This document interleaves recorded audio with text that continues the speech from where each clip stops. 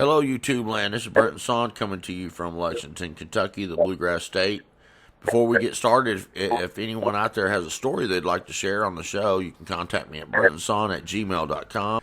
But anyway, we have some kind of cool stories tonight that are a little bit on the paranormal side, but they're very interesting, and we're going to get on with it. We got John and his father, Tim, that are going to tell some.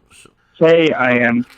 All right. Well, if you want to, buddy, tell a little bit about yourself, and then we'll just get into your encounters with the spider thing, I think. Okay, well, I'm the son of Kim, and we're from Washington. My dad's been on your show before. I was the one that emailed you his interesting stories, his Bigfoot stories and stuff.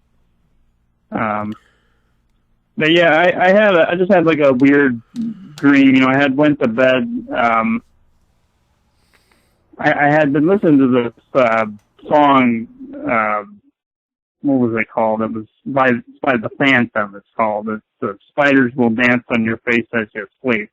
So maybe it influenced that. I don't. Maybe I'm listening too much to your show or something. I don't know. But I had a dream that a giant tarantula bigger than my head crawled over my pillows. So I have pillows over me when I sleep, and it crawled over my head, and then I was like, oh, I was like, oh, Jesus, protect me or something, and then it kind of went, kind of light like hit it, and then it kind of scuttled off, and that was pretty much it. I just thought it was kind of weird. It was. Well, I told you I had several people email me with stories just like that, with the actual spider hovering above them. They would wake up and see the spider, and it was the spider that was calling the dream, that was causing the dream. And there was one couple that live up in Canada, and him and his wife both woke up, and this black, oily-looking spider-like creature was hovering above both of them, and it was giving them both a nightmare. The nightmares, he didn't really tell me what exactly was going on in their nightmares, but they were terrifying type nightmares. And when they both woke up and they both saw this thing, and it goes back up towards the ceiling and crawls out, they realized that this entity was causing their problem. And there's been people that have reported having a spider-like creature that has like a human head, but a spider-like body, that would hover over them, and it would look like oil.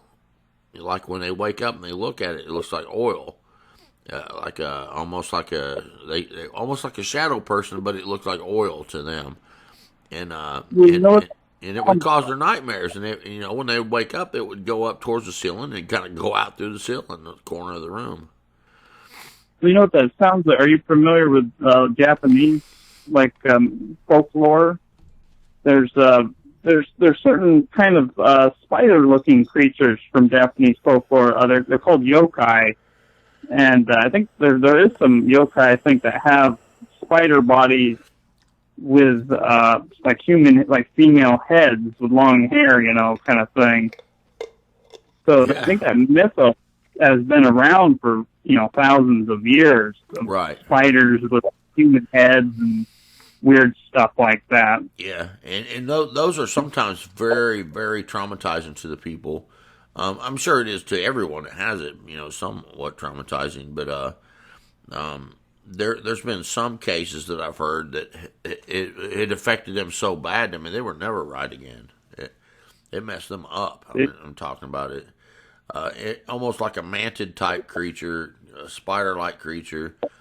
Sometimes the description is a little bit different, more like a praying mantis. Sometimes it's more spider-like. Didn't you have somebody that had like a praying mantis kind of creature that was?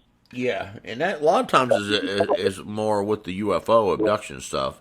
The mantis people, they call them, The proper name for them, I think they call them the frigate malangus. I think that's supposedly the alien species name. There's a book about it's called The Ringmakers. I've heard about. And this physicist talked about how they have giant, like cigar-shaped craft, but they're out in orbit of Saturn, and they're actually making the rings out there and terraforming them for some nefarious purpose or something. Recently, they showed that Neptune's actually starting to develop rings around it, and there was reports of maybe there was a large cigar craft out there. So if you start seeing rings form around the Earth, that could be these Pregat Malangus, they call them. But, you know, that's a whole other thing. That's weird that you're talking about that because, you know, where I had the encounter with those Dero type creatures when I lived in Texas that had the long floppy nose, there was another case I ran into that was from Mexico, and this long floppy nose like a humanoid along with a looked like kind of like a gray alien shape type thing, you know, it looked like a person, but it had a big bulbous head like a gray alien would, you know. But they abducted this woman and impregnated her, and then they came back like, you know, several months later, and they took the baby. But one of the things, one of the things that they said that this thing told them was that they were building a cigar type craft that was like 4,000 miles long. Wow. I mean, that's just freaking crazy to think about something that huge, you know. And then it wasn't too long after that I was starting to hear about some reports of those kind of things, that they were finding these objects that were that long, you know. And then, you know, you're talking about these ringmaker things and building the cigar type crafts that, yeah, I don't know. I think maybe these fallen beings and stuff are building things like that out there in space to, you know, set their station up. You know, the scriptures talk about these things, the fallen beings and stuff. Where, you know, they have different places they live, you know, and some of them are stations out in the you know, above the earth and things like that. You know, not necessarily the heavens, but a different station, like the moon, or, you know. So like hollow kind of thing. Like if you heard of David Icke, about being like a giant moon matrix. Yeah, and I try to stick with the Bible. You know, so I believe they're fallen beings, but they have technology. The one I saw in Texas that had, you know, was human-like but had this real long nose.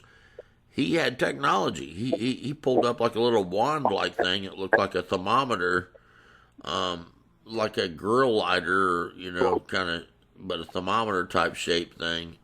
And he stuck it to the side of my head. And I always wondered, because I didn't feel like it did nothing, but what was that supposed to do when he stuck it to the temple on my head, you know? But something else, you know, something intervened, so it cut. I don't know if it would have done something more, or, you know, or I don't know. That the one that he put up your head, do you think it was like a trans-dimensional, like kind of a spirit device? Like maybe he put you in kind of a state where your spirit was more vulnerable I to. think so. Yeah, that's what I think, because I ran across another story.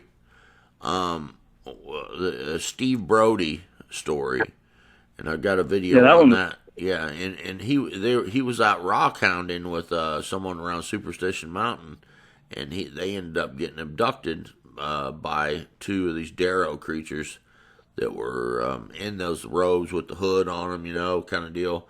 But they had those wand things, and they held that wand out, and it shot his buddy, Steve Brody's friend, and he thought his buddy was dead because it shot like a laser out. But they ended up getting took underground, and when he came to, he was sitting in a jail underground, and a woman was next to him and was like, do you know where we are? And he's like, no. And she said, we're in the Dero caves. And you know, so it was like, and he said she had a band around her head, and it had two plates over the temples, like a plate over one temple, a plate over other temple, like it was a what would you call it, like a little receiver disc or something. And whenever she would come to, and when the Dero would notice it, he would point that wand toward her, and she would go back out. He saw that happening. And I don't think he didn't say he had one on. But I don't know. Maybe he did.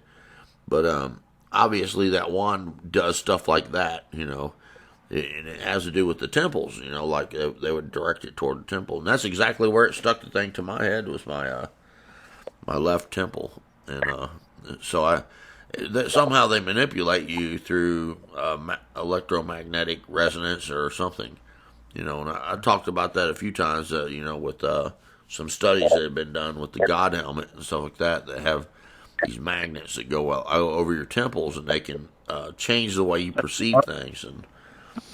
But yeah, very interesting kind of stuff for sure. That's why I like collecting all these kind of things, because a lot of times over the long run, all this stuff adds up to a bigger picture, and even your stories. Yeah. I was going to ask you about when you had that thing that roared that scared the Dero and the shadow being. Do you think? Because I've read different things about Jesus being kind of like symbolic of like a lion. Do you think that was like maybe Jesus or God like going rah, scaring the demon away? Yeah, that was like. I think it might have been, because if you think about it, like whenever the children of Israel were out in the wilderness, and Moses would go up to the mountain, and he would hear from God, and he would go up and get tablets or whatever, and he would come back down, and God would speak, and some people heard it as a voice, and some people heard it as thunder, and it scared most of them. It terrified them. And when I heard it, it terrified me, and it terrified them. So maybe I ain't I wasn't so holy or nothing back then, But it just scared me. I can tell you that it was a horrifying sound. It was like, oh my goodness! It was a roar. It was like a T-Rex times 1,000.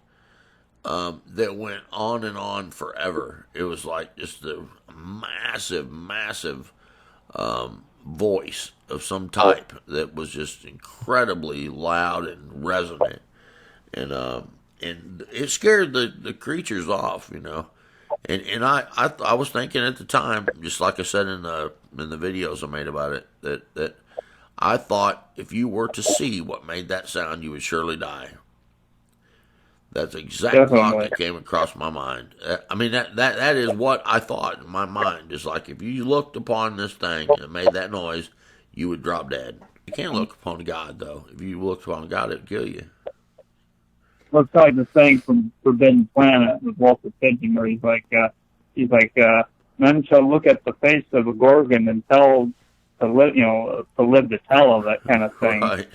Yeah, there's some things you just can't look upon, I guess, I don't know, but and I'm speculating about some of it because I just don't know, but that's seems to be where the information leads, is that is you came up with that, and you just ask it, and I've already thought of it, and other people have too. So yeah, I think it was God.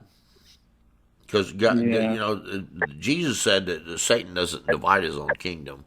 When people accused him of being a devil, casting out devils, and he said, "No, Satan doesn't divide his own kingdom. The devil is not going to go cast devils out." Let me tell you one more. This was actually, I should actually mention this one. This was kind of traumatic for me as a little kid. I had a really bad nightmare. I don't know if it was demon influence or just too much TV or something, but I had a nightmare. Well, basically, my dad used to work at a theater, okay? And up in the booth, there's, a little bathroom, and then there's like a little kind of cubby hole, right behind it where we had like an ice machine. Well, as a little kid, I was walking up there, and it's really dark up there, and the projectors are running, and it's kind of loud, but but it's kind of spooky sometimes spooky up there. Well, I walked down past the bathroom door, and then all of a sudden jumps out a 6-foot tall, literal cat man. And it's, imagine, the musical with cats, musical cats. Right. Well, picture a cat like that, but it's kind of like a white and orange kind of colored one. It kind of looked like the cat I had named Leo, kind of. But it jumps out, and it's got its arms up, and it's going, and it's like laughing maniacally. And there's like lighting, like almost like it's like lightning or something, or maybe the projectors or something. But this is your dream. This was my dream, yeah. But it was it was so traumatic on me as a child that I had to, from then on in, I had to turn on the lights at the end of the hallway there, because I couldn't. I literally got post-traumatic stress disorder from just a dream. It was so terrible. It was so scary, and I still get chills thinking about it. This horrible Catman thing, and then I hear stories from like Linda Godfrey. She talks about this Doberman lynx. It's like a kind of a dog man that looks kind of like a half cat man thing, and that just gives me the willies thinking about that. Yeah, there's people who report Catman sightings, the things that look like cats. Those are really. And the thing is that the dream state, a lot of people, think that, okay, dream state is just a dream state. But in the Bible, angels could come to people in dreams and give them real messages. And like the wise men, the Magi, they had an angel come to them and give them a message. Joseph had an angel come to him inside of a dream. A real angel came and gave a real message inside of a dream, and said, accept this woman. This child is of God. And there was other people in the Bible that had angels come to them inside of a dream. So a real entity can come to you inside of a dream state that you're in, and it can be just as real as anything you experience when you're awake. And you got to realize that these entities, fallen angels, demons, whatever, they've been around for so long that they've, like you said, they're really smart, and they know how to kind of one up us. So they kind of, maybe they can pretend, they can make you think, oh, well, you just watched that movie and stuff. Oh, that's just part of your nightmare. But maybe they can manipulate that inside your brain and kind of like actually come into the dream as the entity. Maybe it was the entity, but it projects it as, and sometimes they try to make you think it is a dream. I've had dreams before where I noticed something in a dream, and it was off. It was just not right. And when I noticed, it's like, no, this being right here in this dream is not it's not normal. And then it would look at me and like in shock that I noticed it, and then I'd wake up. And the room would feel all weird, and I'd have to pray and cast stuff out and all that kind of stuff. But I'm telling you, like the cases where you have the shadow beings hovering over a couple, like a man and his wife, or just a man or just a woman or whatever, and they wake up, from having a horrible dream, and they see that entity's right there messing with them. It was infiltrating their dreams, So just because you have a reality that's in a dream state doesn't make it not real. It can be just as real as anything else. It's just a different mode of the way they operate. It's kind of in the spirit realm. You're operating in the spirit realm. It's kind of like sleep paralysis. Sometimes you'll fall asleep and you wake up and your body is frozen, but you're looking around the room. You're looking around the room. You're looking around the room. You keep looking, and but your body is frozen stiff. And then when your body wakes up, all of a sudden you're looking to the right with your spirit body. But then when your physical body takes over, it cross fades over because you're looking straight up. I forgot to mention, I've had that happen before, and that made me realize that you sometimes you're seeing in your spirit body when you're sleeping, and then when you wake up, your physical eyes take over, and it crossfades over to your physical eyes. For the past couple of years, I've had very intense, like, out of body experiences where I'm like, I get panicked in my sleep, and I've actually, when I had my two pillows over me, I actually was able to project my spirit, I guess you would say, or astral projection or something. I mean, it wasn't like weird Satanism or anything. I actually just, like, got out of my body, and I looked past my pillows, and I was looking around in my room in the dark. I had an experience like that when I was about 4 or 5 at one of our houses as a kid. I was sleeping on the side of my parents' bed on the floor, and that dream, that moment, I remembered it so vividly. I remember waking up. It was dark. It was so dark in the room. I got up and I moved and I looked around the kind of edge of the bed. You know, it was really small, and I looked over to the door, and I could see light coming in. And then I went all the way back, and then I guess I woke up, and I had to go to the bathroom. They had like a little bathroom on the side of the room. But I remember, I think that was astral projecting, because it was so weird. It was something you might have done that.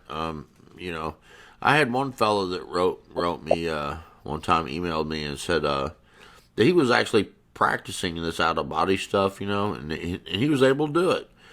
And he said one night he came out of his body while he was sleeping, and next thing he knew, he was hovering above his body, up at the ceiling, and he was looking down at his body. And he said a shadow person came into the room, was leaning over, looking at his body, and then all of a sudden it was looking all around, trying to find him. It was trying to, it's like this thing knew he wasn't in his body. He's looking all around. He said the shadow person was looking around like real fast, and then he takes off out of the room looking for him, and he scared him. So he came back to his body and got back in his body, and he said he never did it again, because these things know when you're out of your body. It's this dangerous to do it, because that you have a silver cord. In Ecclesiastes, it talks about a silver cord that connects you to your body. And you're coming out of your body like that. If these things can find some kind of way to snip that silver cord, you aren't going back to your body. He saw that this thing knew when he came out of his body. It was alerted, and it came in. It was looking for him, and then it took off down the hall. It didn't look up, thankfully, because he was afraid it was going to look up. It was like, oh no, I hope you don't look up, and because he was above him, But that's freaky stuff there, man. Yeah, but it's common. I mean, it happens. I mean, I had one time where I woke up in the middle of the night, dude, and I got out of bed, and this has been like maybe 4 or 5 years ago, and I went into the kitchen, and I was trying to flip the light on, and the light wasn't coming on. I was thinking, well, maybe the bulb's blown or something, And I was trying to figure it out. It's like, why in the heck won't the light come on? Because I knew the bulbs, weren't that old, and kind of thing. And I tried to flip another light on, and I went back to that light and was trying to turn it on. And then I noticed my hand was going through the switch. Oh, wow. And I was like, oh, my goodness. And it scared me. I was like, I'm not in my body. So I went right back to the bedroom, and as I was on the way back to my bedroom, that's when I don't remember anything. I was going back to my body. I was going back to my body, basically. It's like, this ain't cool, And, I noticed my hand going through the switch, like, what's up with this, And have I died or something, maybe in my sleep, or, it freaked me out, man. I was like, heck with this. It's not good. I was going to mention, but I'll mention one more thing, and then I'll let my dad talk here. But I finally read that book that you mentioned about the Deros, the Schaefer mysteries. Yeah. And really does. People really need to read that.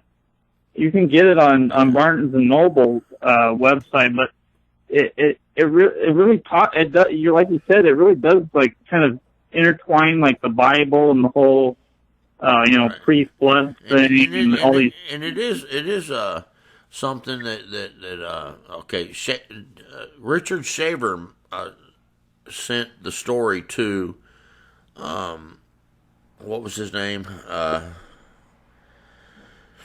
Let me look here. I have the book right here. Yeah, the author. Gosh, I've got it in a couple videos.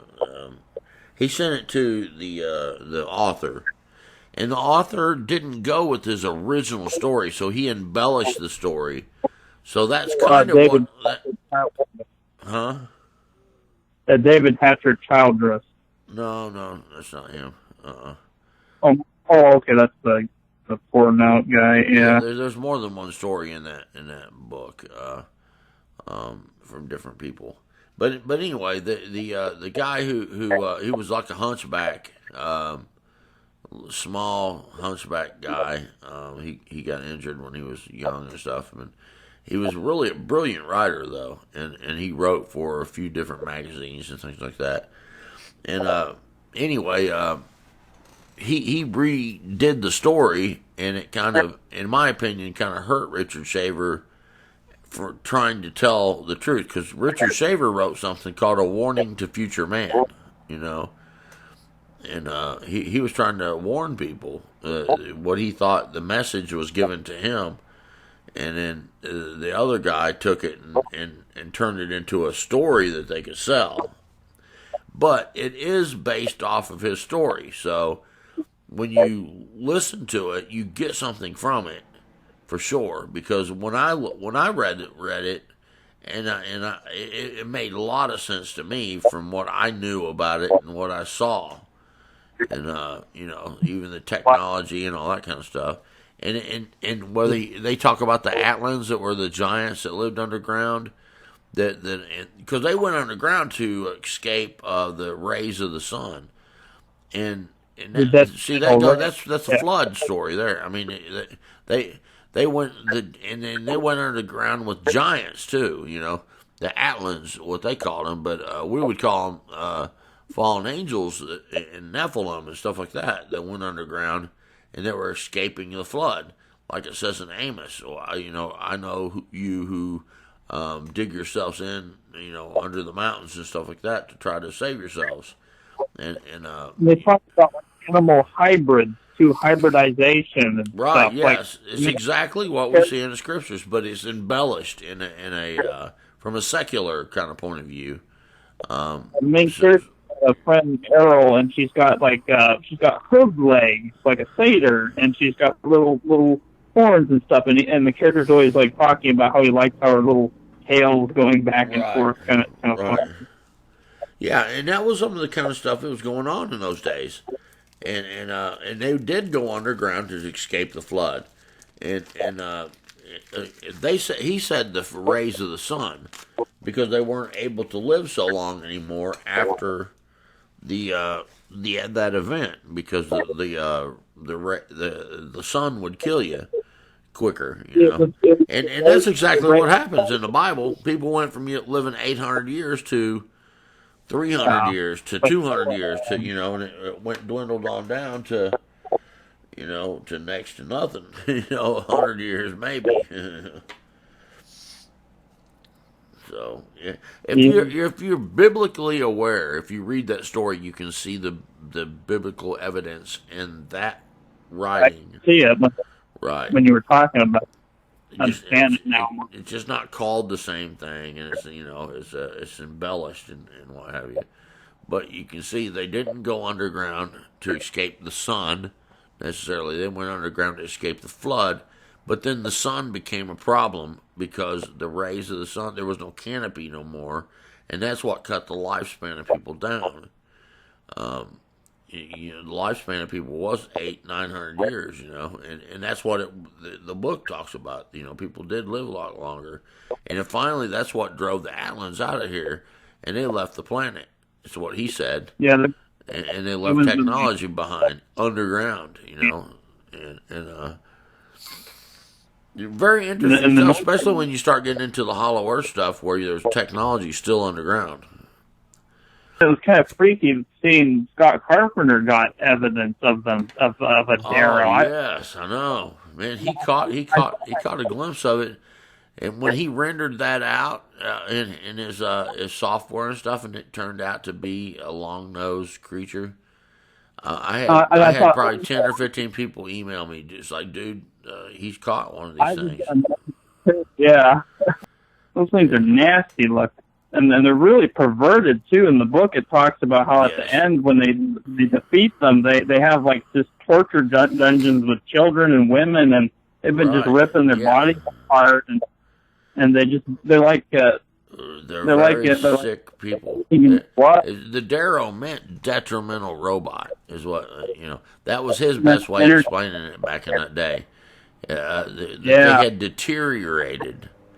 Morally, their moral compass had deteriorated so bad that they became very perverted and very sick, in their thinking, and they were basically reprobate and undesirable, and the Dero was not supposed to have been as bad, but I don't know if I believe that part of Richard Shaver's story. Because he talked about the Dero and the Dero. I think they were all bad.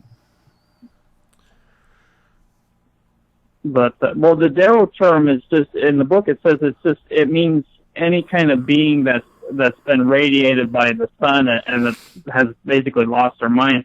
So I mean, it says in the book that there are Deros on other planets too.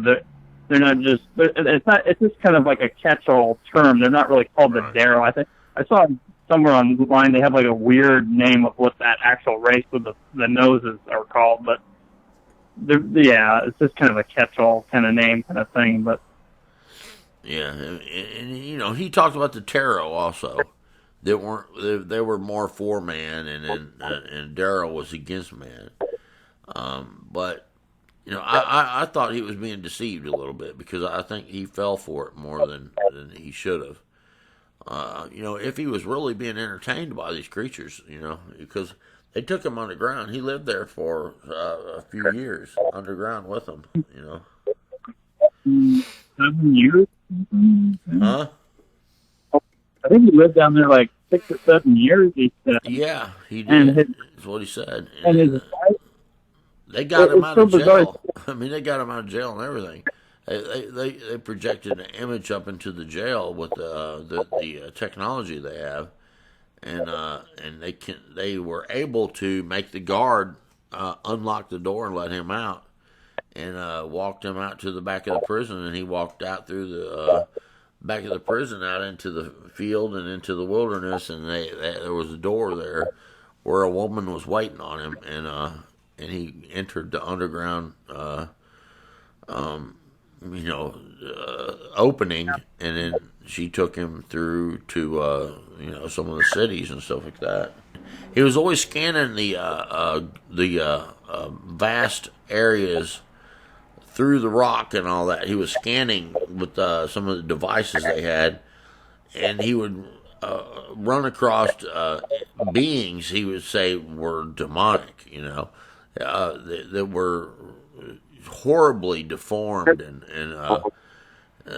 just it's crazy kind of stuff he was talking about, just running across entities that were just so different, so deformed, so depraved that it was disgusting, Well, he talked about his wife being like a hologram or something, and then they killed her, and then she just dematerialized. I thought that was really weird. Richard Shaver's wife? Yeah, probably the Dero had made his wife into like a hologram, kind of like from like Star Trek Voyager or something. She's like the Doctor or something. She was like a hologram being, and he was like married to like a hologram for years.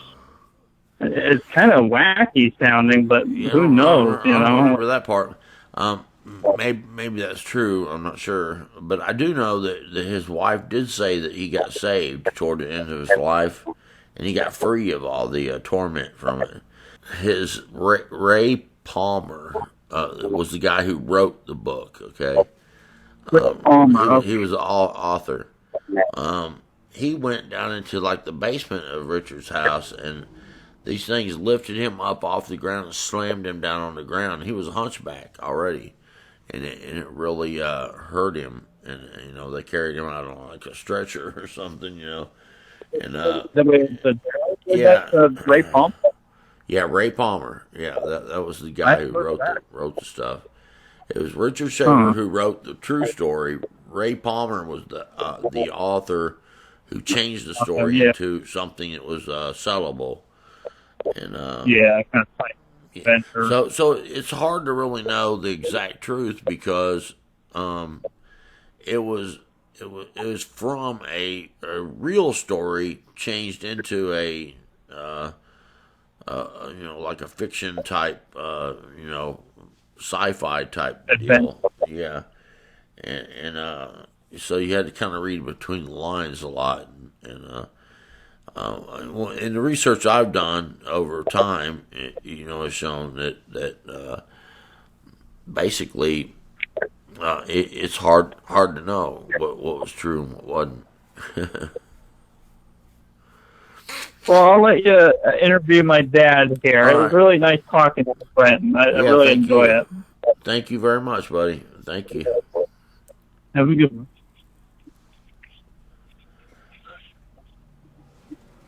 Yes, hello. All right. Well, I could talk about the UFO first that I saw. Yeah, that was a brief incident. And both these incidents happened last summer, about this time. And I had come home to check on my son and the house because I was living out in another town temporarily. And I was talking to my older son who lives next door. And it came off his back porch, and I looked up in the sky momentarily and saw this translucent UFO. It looked like a giant Crayola, lime green Crayola, no wrappings on it. No letters, no lights. It was mainly lit from the inside. And it just went over my house and proceeded to go over my neighbor's house. And it was about 5-6 seconds I saw it. And, Oh, it was like translucent. yes, it's translucent. It was very odd. Yeah, that's a good one there. Not many people get to see that kind of thing. I was talking to your son here a week or so ago, and this one lady described seeing something going over the house of the neighbors, and it was going really slow, so they got to look at it for a long time, and she got to call for her husband to come look and everything. And they saw the craft, kind of translucent looking kind of craft, and it had a row of windows around it, and it was going from the neighbor's house slowly for a couple minutes, slowly across their property and disappearing over the tree line. But they saw it clearly, and that is a kind of a shocking thing. I've never seen one myself. So when you saw that, I mean, what were you thinking? Well, first I thought, well, could it be a drone or some kind of a kite? But it was going too fast to be a kite, and to be a drone. It didn't make any noise. I'm not sure how low it was. It just went right over the house. And there's no propellers on it. Didn't make any noise. No propellers. No windows. No lights on it. No markings whatsoever. It was just like a big lime green Crayola flying over my house. And it went over the tree line next to my neighbor's house. I couldn't see it after it went over the tree line, so I knew it was kind of low. I told my daughter about the next time I saw her, and she thought, well, it's about the time that everybody was seeing meteor showers around the state, but that wasn't a meteor. I mean, meteors usually, they usually come into the atmosphere. They don't fly along the property. I mean, this was going horizontal. It wasn't descending or ascending. It was just going horizontal. I don't know what. And it was holding its shape and everything like a Crayola. Yeah. Mm-hmm. So when you were looking at it, were you thinking this is not of Earth? Well, yeah, I just thought it was something. I mean, maybe somebody built something somewhere secretly. That could be a government surveillance thing. Is going. You definitely you definitely knew it wasn't like a regular something that anybody knew about. No, it's nothing like I've ever seen before. It was a UFO. That's what it is. Yeah. Yeah. I mean, technically a UFO is an unidentified flying object, and that for sure was something you couldn't identify. Right. Yeah.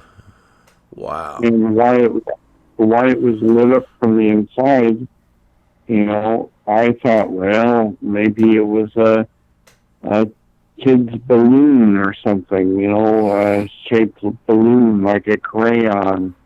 Right. But it was kind of big, and I don't think anybody would be down the street letting loose a balloon to fly over my house. Right. Not a cigar shaped balloon. Now, when you saw the light itself, the lime green light, did it look like a color, or a light source? Being a color that is something that was different than you've ever seen before. Also, no, it's just the whole thing was lit up. There was a light source inside, I guess, but it was evenly lit. Right. It was just like. But what I'm saying is that it was a light like you've never seen before.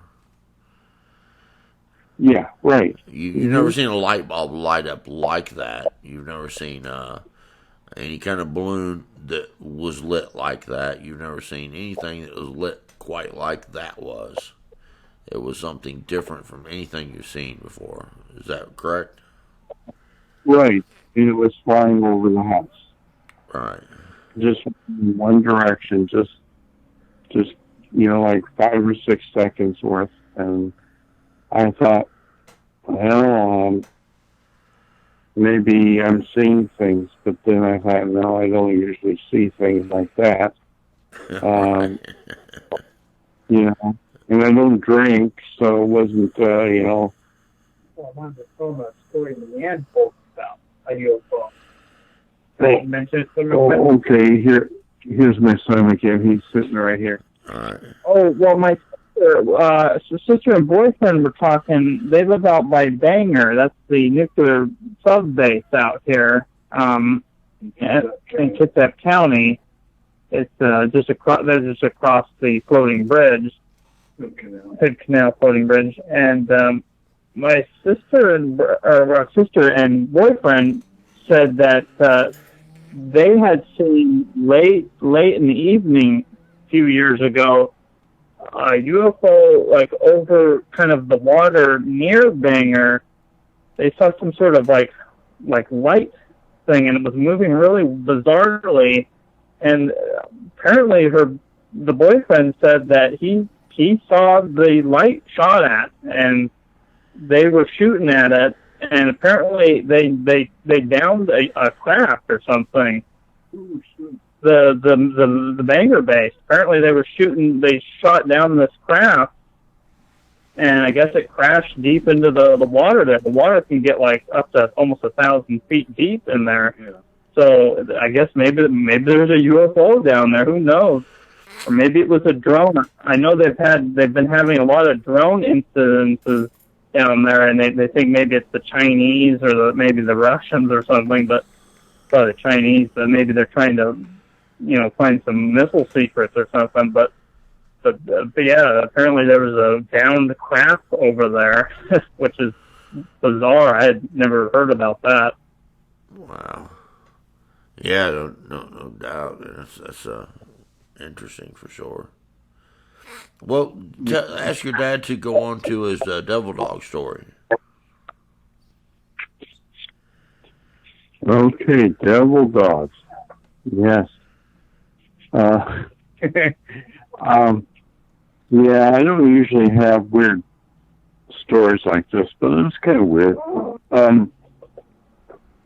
Well, okay, let me begin with last year I took on a job in a self-storage facility, and I was required to live there for a while.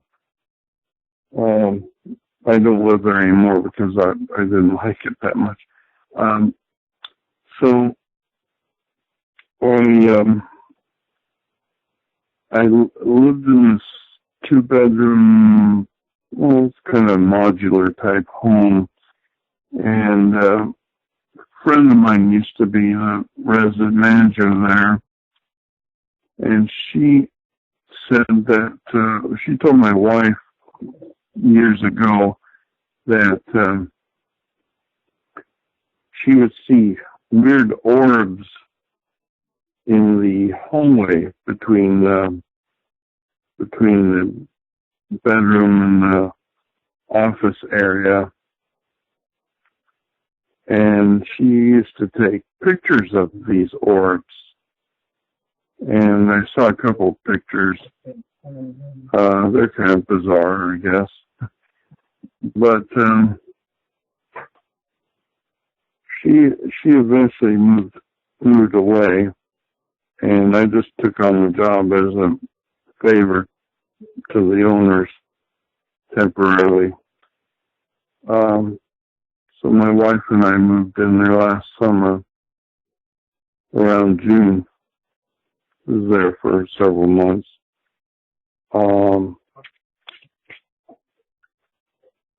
Heard some kind of noises in there in the houses, and houses maybe 15 years old. Just weird thumping sounds on the outside of the wall sometimes. Just thought, well, maybe there's a rabbit outside, but it's usually quite regular. It would happen at night when I'm trying to rest, and I was in the bedroom on this little temporary cot bed that I bought because I didn't want to move my furniture there. But I was asleep, and I heard this kind of like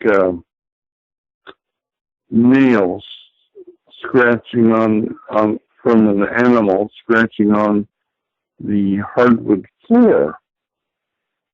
And I looked over to my right side, and this is when I saw, okay, dogs are those old dogs. That's the wall outside. No. Oh, rat rat dog, I guess.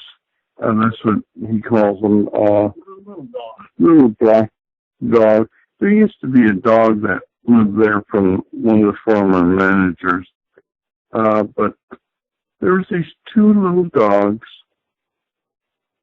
about, what do you think, 12 inches high? I don't know. You're the Standing, well, it looks like our neighbor's dog. Standing on their hind legs, wrestling with each other. And they looked at me, they noticed I was looking at them, and their eyes were kind of reddish, not quite glowing red, but kind of reddish from what I could see. And they're standing on their hind legs, wrestling with each other. And as soon as they noticed I was looking at them, they plopped down and rushed under the bed. And I thought, what the heck is going on here? Where'd the dogs come from? And I kind of slid out of the bed onto the floor and kind of afraid to look, but I lifted the blanket to look underneath it, and there was nothing under there. And I told my wife this, I told my son this, and I told my daughter that, and it was just me and my wife at the house at the time, and she was out in the living room. But that was a weird experience, and haven't seen anything strange like that before. So they were standing on their hind legs? Yes. Mm-hmm. Upright. And upright. That's what woke me up. And how tall were they? Well, let's see. Maybe, I'm not sure what, maybe 12 inches, 14 inches at max, not that tall. I mean, it's just like if you have a standard little dog, I'm not sure what kind of dog they are, black with brown trim. Did they look comfortable on their back legs? Well, they look really evil. Yeah, I get that. All right, but they look they were they could normally walk on their back legs. Is what I'm saying.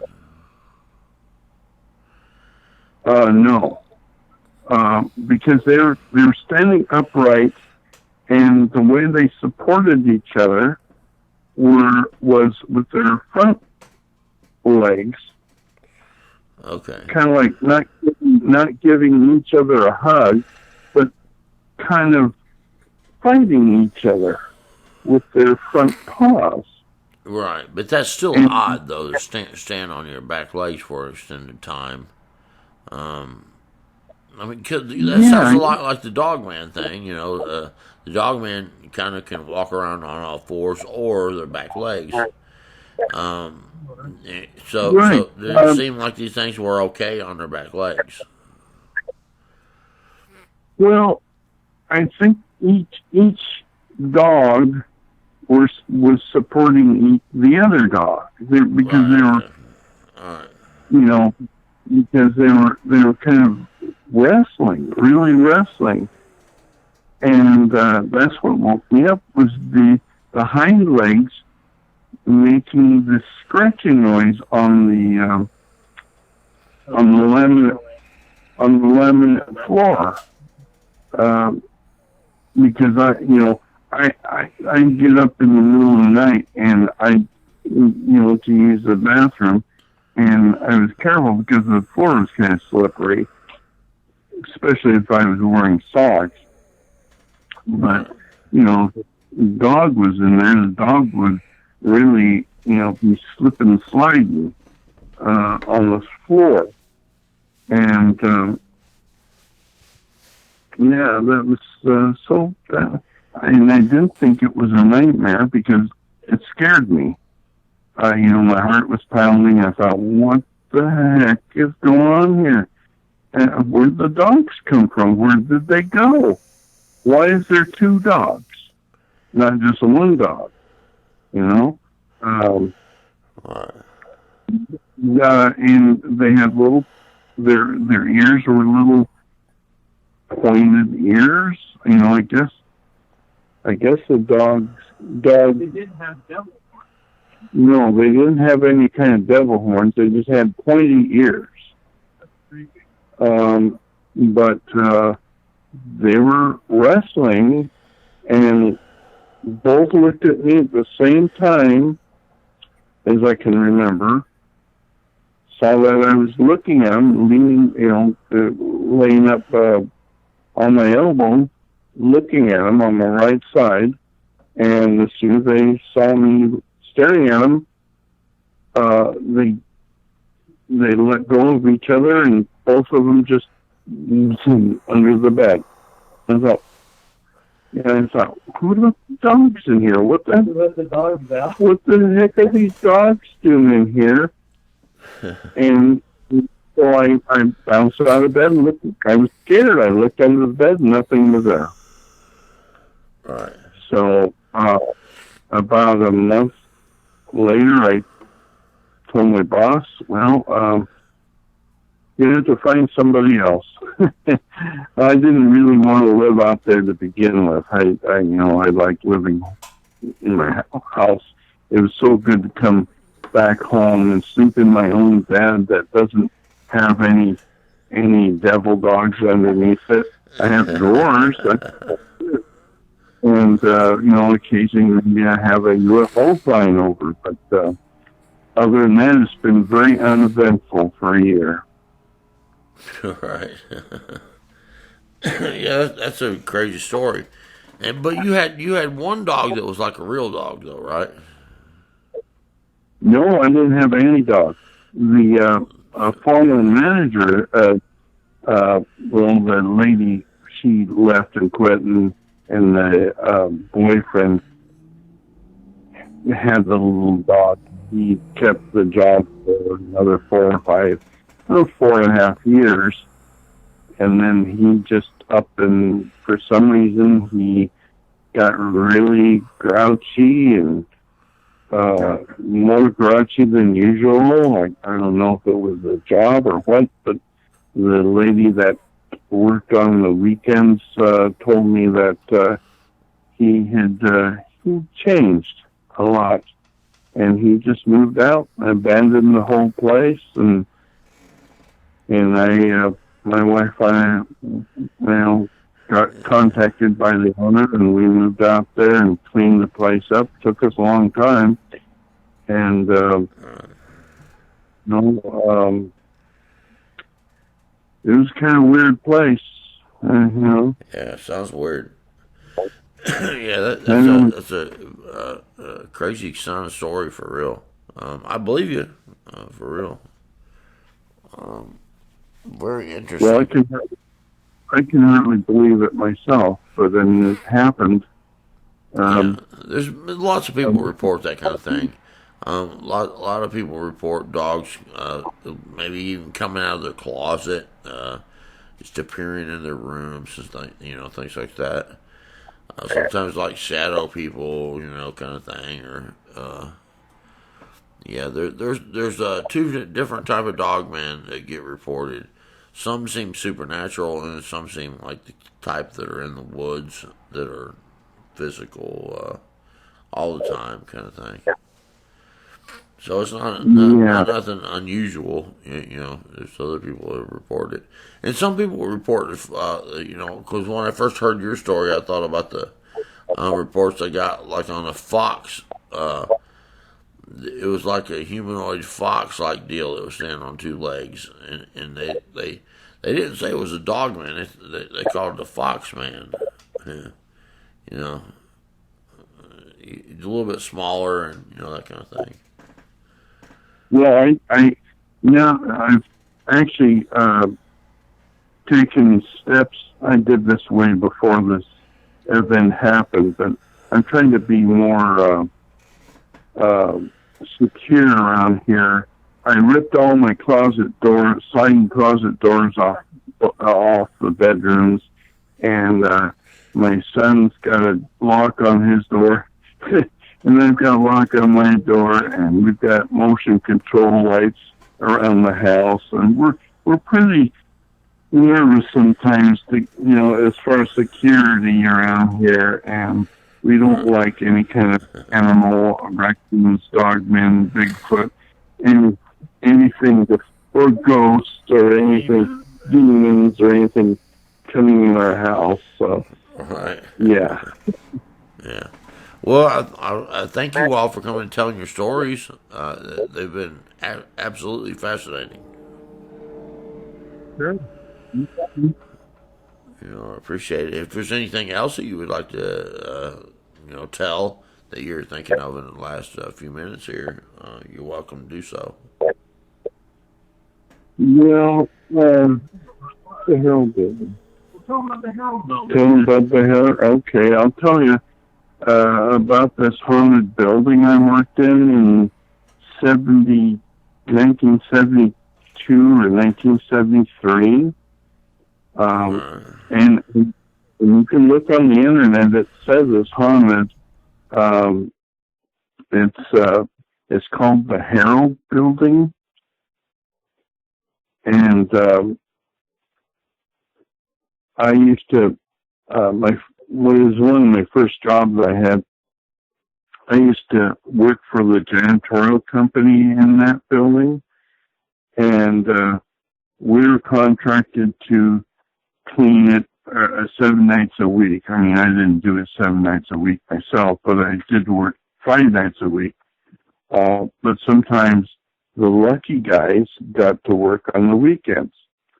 That was just mainly being in the building, doing extra work, and then walk once an hour, walk outside of the building around the whole block.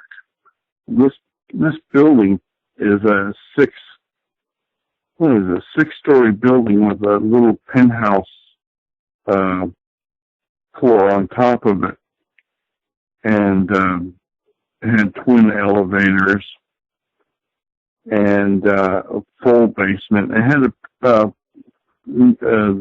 Bellingham Herald was printed in there for years, and had a giant printing press and everything in there. And one weekend I was in there, well, actually it was on Friday night, I think. I was in a doctor's office talking with a coworker. We were sitting down in there, and it was full of doctors' offices and chiropractors and different offices in there. I think I was on the 3rd floor because I was actually in my doctor's office at the time. I used to go to him. But anyway, I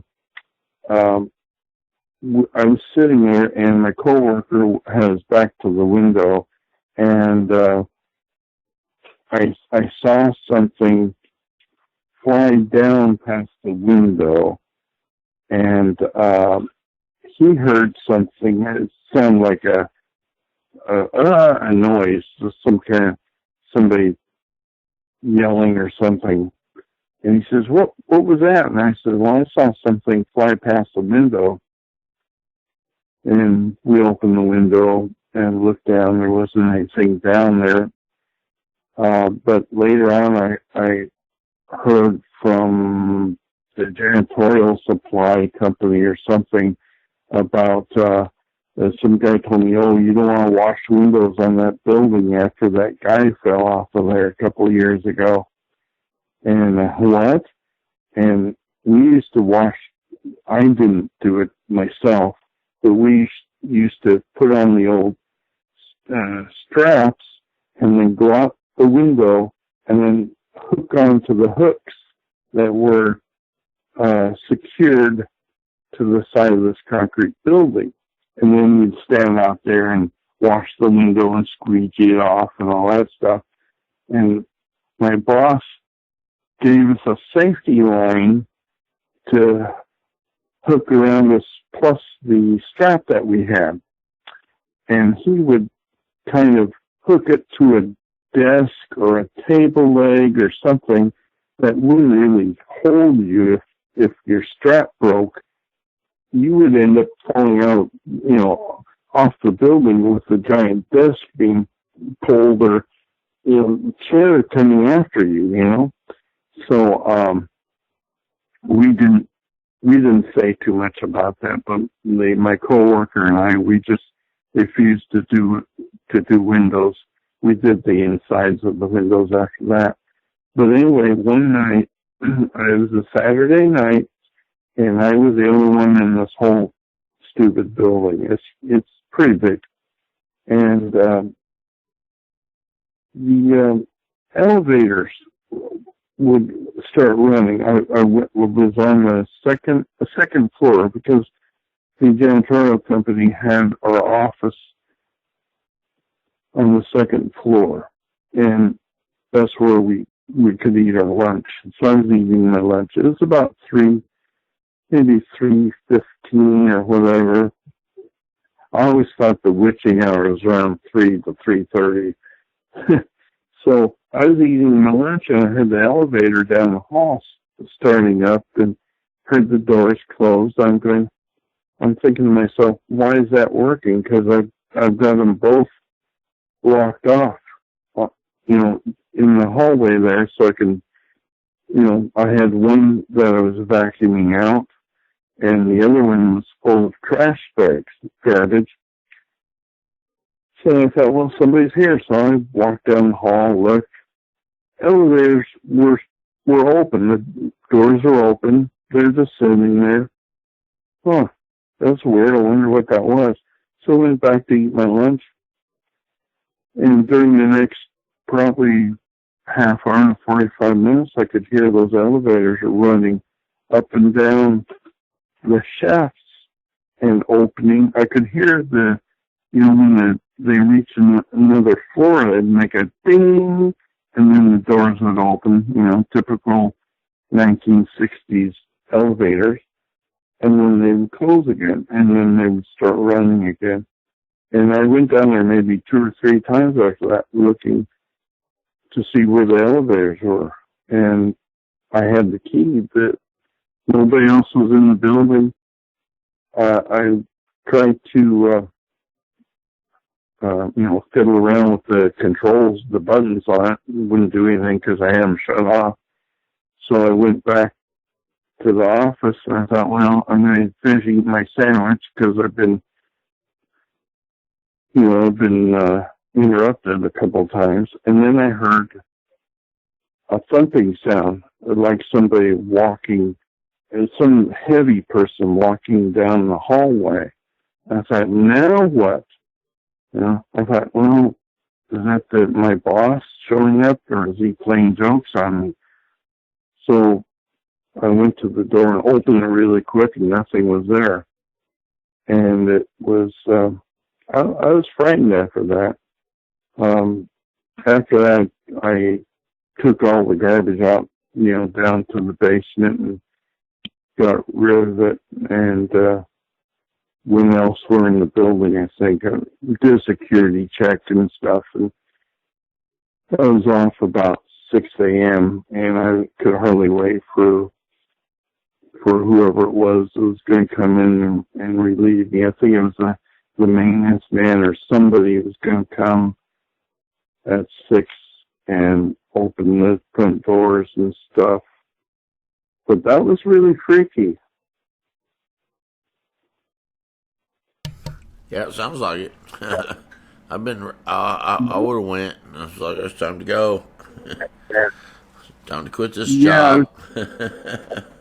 I later on quit it because besides the low pay, and I didn't I didn't want to have to hang out the window, and it was kind of a dangerous place to usually on a Friday or Saturday night. This must have been on a Friday night that this happened, because usually on Saturday night they would be printing the Sunday edition of the paper, and you could hear that printing press all the way to the top floor, because it was a giant, press making noise, and they were working down there till the morning, so really loud. So, but it was kind of a spooky place, All right. Well, I appreciate y'all telling your stories. They've been fascinating, for real. I think there's a lot of good stuff there. And if anyone out there has a story they'd like to share on the show, you can contact me at brentonsawin@gmail.com.